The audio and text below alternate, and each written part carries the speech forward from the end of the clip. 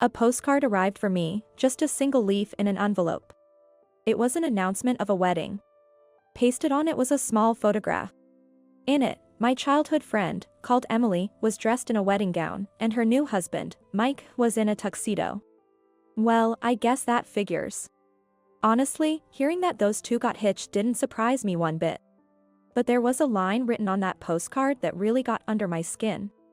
Sorry for stealing the next CEO hubby. With this, I'm set for life. Good luck with your struggles. I tore that postcard into pieces, very slowly, very deliberately. Yet, when I read that line, along with the irritation, a laugh bubbled up inside me. Alone in my house, I laughed out loud. Then, I picked up my cell and called Mike's workplace. Hello? I heard the voice. It was the company's CEO's. It's me, Sophie. Well, Mike here, my ex, just got married to another woman. So, you can go ahead and fire him, that's fine by me. After saying that, I hung up the phone. Later on, a completely changed Mike came to my house. He banged on the door, yelling loudly. My name is Sophie. I'm a 28-year-old office worker at a major company, and it's been half a year since I got married. I've been with Mike since our junior year in college, so we've been together for roughly 7 years. So, even though we're newlyweds, we don't really feel that freshness or novelty anymore. But now, we understand each other well and seem to be doing fine as a comfortable couple. I have an older brother who is quite a few years my senior. His name is Ethan, and he has always been an honor student with great academic achievements. Ever since we were little, he has been very fond of me. It wouldn't be an exaggeration to say that I was doted on. Because of that, my brother was the most resistant when I said I was marrying Mike. But seeing how Mike and I got along so well as a couple, he finally nodded in agreement. Though he didn't seem fully convinced. I also have a childhood friend who's a girl. Her name is Emily, and she's always been clingy since we were little. Even when she was just a little girl, she already had a cute appearance and was very fragile looking. Even as a girl myself, I felt like I wanted to protect her until she reached middle school. But she has a dual nature. The face she showed to me and the other girls, and the face she showed to adults and boys. They were different. In a nutshell, she was a girl with a facade, a bit of an actress. Despite her delicate appearance, she was extremely greedy and self-centered. She wasn't satisfied unless she was the number one in everything. She couldn't feel satisfied until she had everything she wanted. Because of her such nature, ever since she was young, she would steal other people's things or destroy them out of jealousy. But boys, they didn't know this side of her. They only saw the neat and cute girl she pretended to be. Because of that, the hearts of the boys I liked since middle school all turned towards Emily. Everything I had, everyone I liked. The things Emily has taken from me over the years are too numerous to count on both hands. Yet, the reason I didn't suffer from the pain was that I had my loving parents and my brother, Ethan, who always cherished me. I was grateful to be blessed with such a family at that time. When I went off to college, I left my hometown and grew apart from Emily. Then, in my new place of learning, I met Mike, and after dating for 7 years, we got married. However, Mike and I didn't have much money back then, so we only registered our marriage and didn't have a wedding ceremony. His parents didn't take too kindly to that. And even after we got married, I haven't gotten along too well with Mike's parents. That's been a worry of mine. One time, I was out shopping with Mike.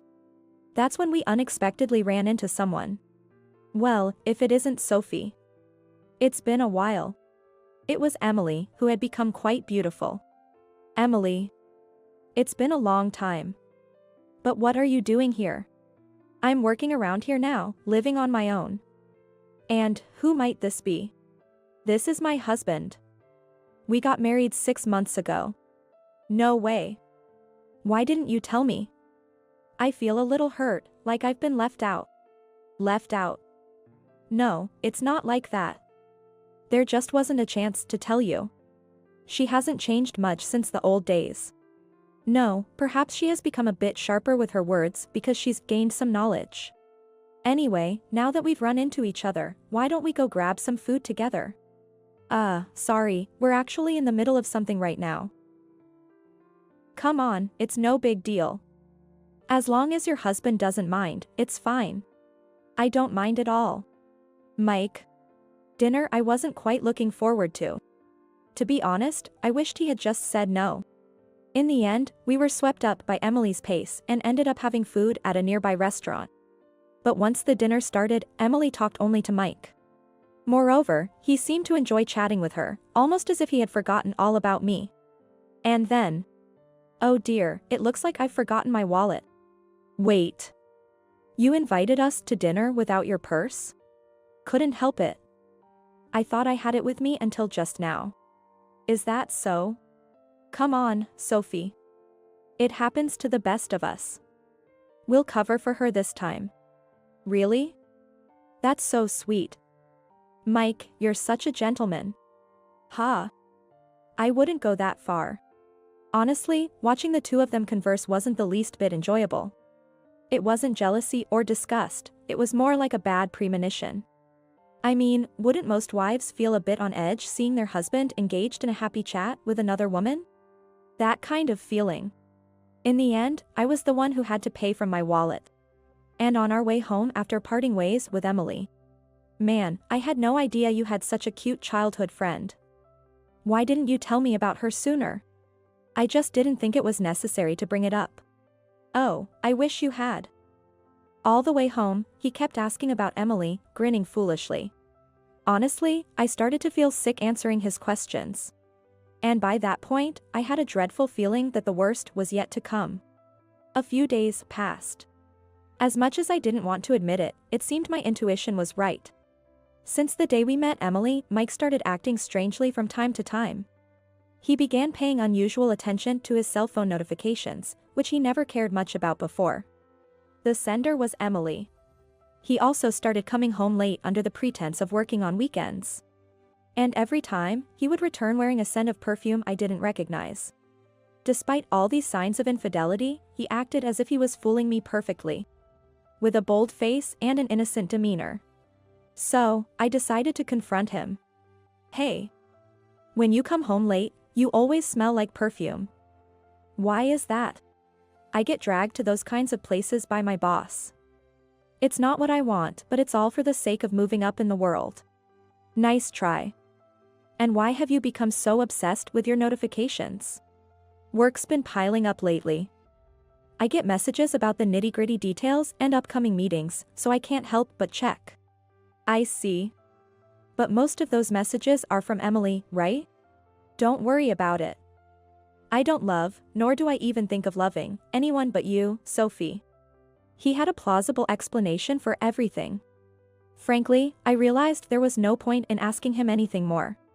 So I started gathering evidence of his infidelity. And the situation only worsened. Not only Mike, but I also began receiving more calls and texts. Somehow, my contact information had been shared without my knowledge. On top of that, she started coming over to our house frequently. Even though we were childhood friends, this is someone else's home. Despite that, she had her way with everything. Hey, Sophie. I'm in the mood for meatloaf today. But I've already planned the menu for today, and we don't have the ingredients. Oh, come on. Can't you just go out and get them? That's so unreasonable. Let's just do it since she asked. I'll even ask you myself, please. You too. Oh, and I'd love some ice cream for dessert. Might as well pick that up too. Emily, you're really something. Well, don't be like that, just go buy it for us. I'll pay for it with my allowance, he said, handing me $100 bill. In the end, I couldn't deal with them. Reluctantly, I went out to shop again. Days like this became more frequent. Honestly, I felt like I was being treated like a maid. And then one day, I finally fell out of love with him. It happened while I was cleaning up after dinner. Mike, aren't you like the next CEO of your company? That's so impressive. Ha. It's not that big of a deal. Just reaping the rewards of my hard work. You must have worked so hard. I'm in awe. I'm glad to hear you say that, Emily. They were having this conversation. I had no idea where she heard that he was going to be the CEO, but watching their exchange filled me with an immense feeling of revulsion. It was sudden. The man I hesitate to call my husband told me he wanted a divorce. Because he had fallen in love with Emily. Well, probably just enchanted by her like all the other men. I'm sorry to you. But this is just unrequited love on my part. We haven't even been intimate. Is that so? Fine by me. I can't stop how you feel now. Much obliged. He said that and handed me the divorce papers. They were almost completely filled out. All that was left was for me to sign my name. That was the situation. Without hesitation, I completed the document. What he said then was, "You never really loved me, did you?" He was trying to play the victim and justify the divorce. So I shot back. Any love would cool down after being flirted with by another woman like that. All he could say was, "Oh, really?" The apartment we lived in was the place I had been staying since before we got married, so now that the divorce was finalized, he needed to leave. I thought I'd at least help him pack up his things, but when I checked his room, everything was already packed. He must have been eager to leave. He left the house too quickly and too easily. A week later, I received a postcard. It announced a wedding. A small photo was attached. In it, Emily was wearing a wedding dress, and Mike was in a tuxedo. Well, I guess that was bound to happen. Honestly, I wasn't surprised at all to hear that those two got hitched. But one line on the postcard really got under my skin. "Sorry for stealing the next CEO hubby. With this, I'm set for life. Good luck with your struggles." I tore the postcard to shreds. But when I saw that line, along with the irritation, a laugh started to bubble up. Alone in the house, I let out a laugh. Then, I took out my cell phone and dialed Mike's workplace. "Hello?" A single word came through. It was the CEO of the company. "It's me, Sophie. After divorcing me, Mike left and married another woman. So, feel free to fire him." "Is that so?" "It's come to that." When no more responses came, I said, "Bye," and hung up. Ah, Mike. This is my little revenge. Please take it and let me know how your misfortune unfolds. That's what I thought with a refreshing feeling in my heart. Sometime later, Mike came to my house. And while banging on the front door, he was shouting, "Come out quickly. We need to talk." Who might this be? Unfortunately, I don't associate with anyone so uncouth. Don't play dumb. You haven't forgotten about me that quickly. What's the matter, Mike? Why are you raising your voice like that? You. I'm sorry, but I can't talk to you in your current state. Let's meet tomorrow at the diner where Mike, Emily, and I first ate together. If you don't want to, I'll just call the cops right now. Fine, just make sure you show up. You know what'll happen if you don't. With that, he left. Honestly, I think divorcing him was the right decision. If I had continued being his wife, he might have hurt me in his rage. The next day, I went to the diner during the busy hours, and there were Mike and Emily. With all these people around, they couldn't do anything rash. As soon as I sat down in front of them, Mike, with a scowl, asked me, "What did you do?" "What do you mean? You're still going to play ignorant? You must have said something to our boss." "I haven't said anything strange. Just that Mike and I are divorced." "Don't lie. That alone wouldn't get me fired from the company. There's something I forgot to mention. I work at the same company as Mike. We're in different departments, so we don't see each other during work. And I report directly to the CEO. Mike, I'm scared." Emily put on an exaggerated show of being frightened. Her eyes were even welling up with tears. What kind of farce was she playing for? "Mike. You seem to have forgotten something important." "What are you talking about?" At that moment, another man interjected. "Seems like you've forgotten. Has the heat of your anger finally fried your neurons and wiped your memory off?" "Who's there?" Mike looked in the direction of the voice. There stood my brother, Ethan, dressed sharply in a suit. And when he spotted the gold badge on Ethan's collar, Mike's face turned pale. "Ah. You are. I accepted your marriage to my sister with a heavy heart, and now turned out that you were such a pathetic man," Ethan said as he took a seat beside me. Emily blurted out, "He's so cool, so cool." "What are you saying, Emily?" He is cool, isn't he? Sophie's brother. My brother laughed out loud at this. You're quite an amusing woman. Yay! I got called amusing. Ethan glanced at me with a twisted expression. She's nuts. I chose not to say anything. What do you want? It's nothing. I've heard the whole story from my sister. You've toyed with my sister. What she told you is a lie. Oh. And which part of her story is a lie? Our divorce happened because Sophie cheated. Emily and I haven't done anything wrong. Really now. And I haven't even mentioned what my sister told me, so how can you be so sure what I've heard? Well, that is... Ethan sighed as he watched Mike struggle for an excuse. Then he pulled several photos from his bag. I have an acquaintance, a detective with quite the knack for sniffing out infidelity, as keen as a police dog. And here are the photos he captured at the scene. Ethan spread about 10 photos across the table like playing cards. The pictures captured scenes that would make anyone's skin crawl. There were pictures of the two of them entering and then leaving a hotel while I was still married to him. Pictures of them kissing inside a car. Pictures of them embracing on the sidewalk. And there were several other pictures of situations that could not be denied as cheating. I couldn't help but mutter. Ew. That's gross. Then Emily, hearing me, laughed haughtily. What's the matter? Jealous? Poor thing.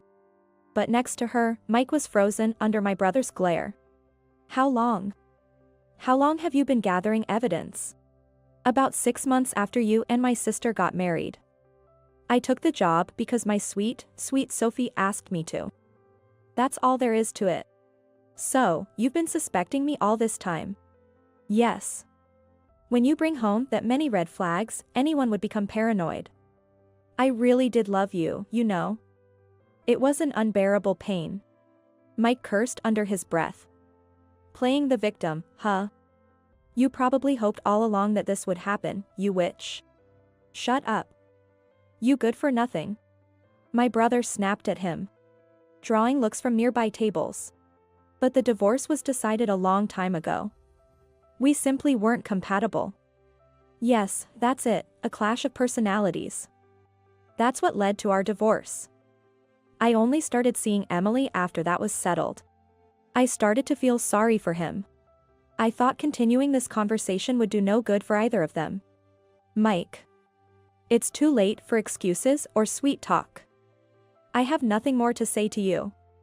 As for the emotional damages you've caused me, I'll be sure to bill you for them. With that, I stood up. Ethan stood up, matching my movements. At that moment, Mike and Emily exclaimed in anger, "What the heck? It's only fair, right? After all you've done, you didn't think you'd get off scot-free, did you? You might have been hoping for a different outcome, but too bad. That's cruel, so cruel, Sophie. You used to be so kind, always listening to everything I said." Emily said that and started to cry. A fake cry I'd seen too many times before. You've taken so much from me, Emily. That's not true. Emily wailed like a little girl making excuses. Next to her, Mike looked as if he was on the brink of despair. I've been fired from my job. I can't afford alimony. Starting to remember now? Why they were saying you'd be the next CEO. Because you were my husband. You had a place in the company because of me. What? Didn't you ever wonder why a nobody like you got fast-tracked for promotions? Huh. That's right, that was it. He must have forgotten, given all the power he had been given, that the CEO of the company he worked for was my father. And that by marrying me, he had a shot at becoming the successor. In reality, he was less competent than other employees. He got his position and treated people poorly, which is why he was looked down on by everyone else. But he was too full of himself to notice, strutting around like a peacock. A classic case of a person who borrows someone's authority. I made sure to tell him that. Mike's face turned beet red, and he started to tremble. Next to him, Emily, who had stopped her fake crying, stood with her mouth agape, muttering, "No way." Her face was pale. You're responsible for the divorce. You should have known it would come to this. And even if we hadn't divorced, my father would never have made a man who couldn't work and wasn't respected CEO. By the way, he already knows about your affair.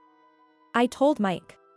I couldn't bring myself to say anything more, so I left the place first. Behind me, I heard my brother's voice. You've lost your seat at Dad's company for good. Better hope she can support you now. That's impossible. I mean, I just quit my job to get married. That's too bad.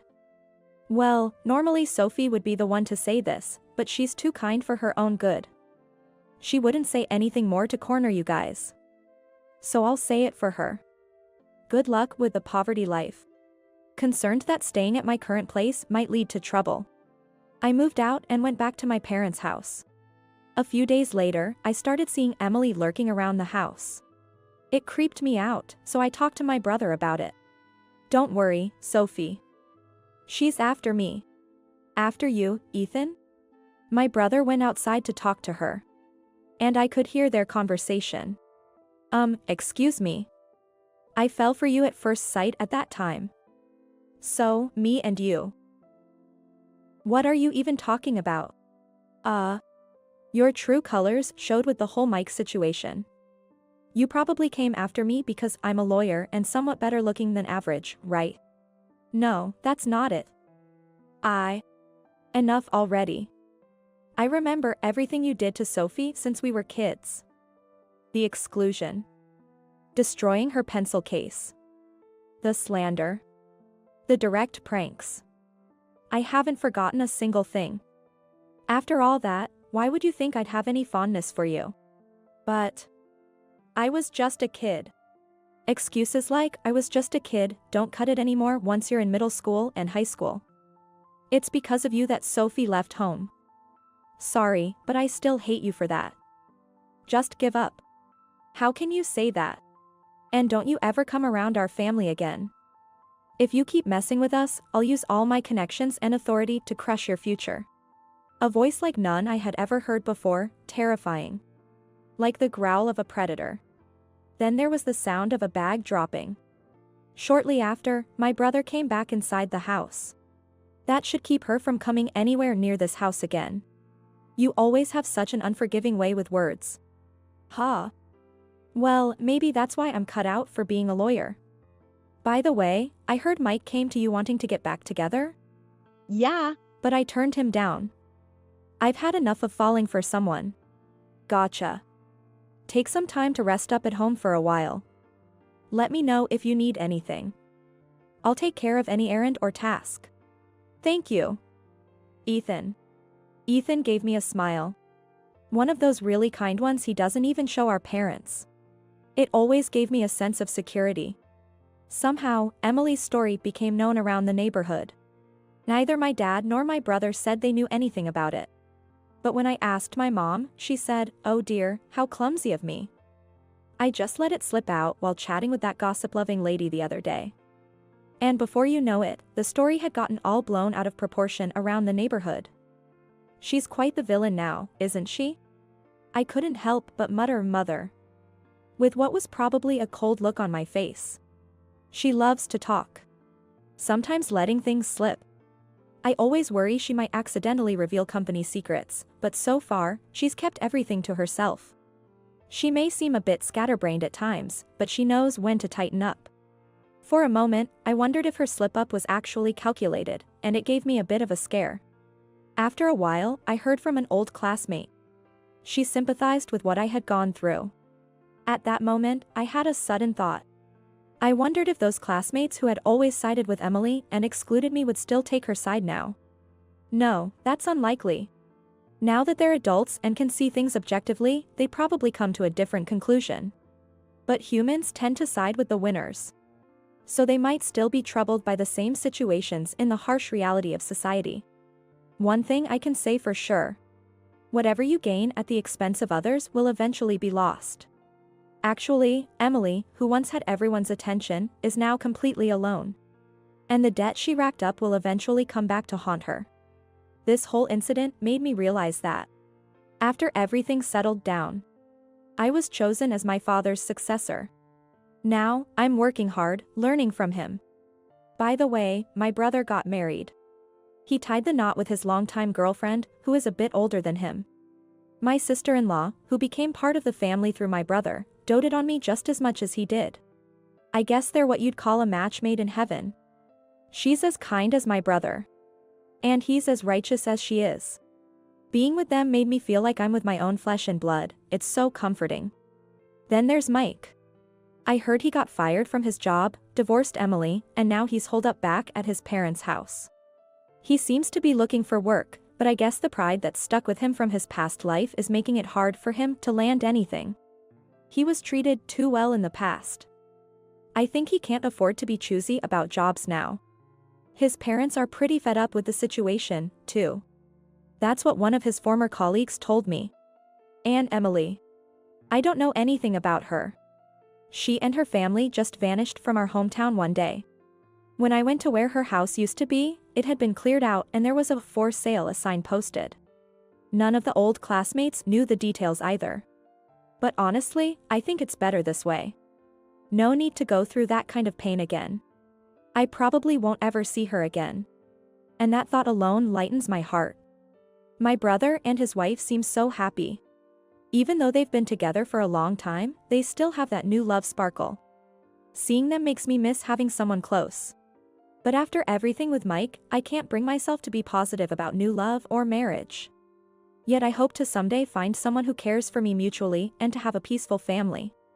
This wish keeps nudging at me, tucked away in a corner of my heart. My family has always been there for me, even when I was excluded and sad as a child. If I ever become a mother, I want to build a warm home like the one my parents made for us. I feel a deep gratitude for them now. From now on, I'm committed to working hard to become someone who can meet my father's expectations and the kindness of my brother and mother. I've made this promise to myself.